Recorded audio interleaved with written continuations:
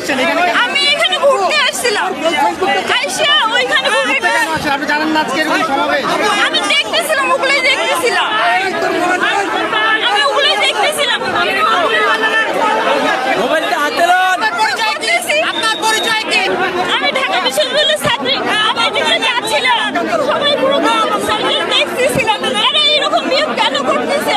আমি কোনো এসবে কোনো নাই। আমি এখানে বলেন নাই কেন? আমি বলতেছিলাম, ওরা শুনতেছিল না। আপনাকে যখন ধরা হইলো প্রথমে কেন পরিচয়টা দিলেন না? আমি দিছি। আপনার মোবাইলটা দেন, আপনার মোবাইলটা দিয়ে দেন। এটা পার্সোনাল।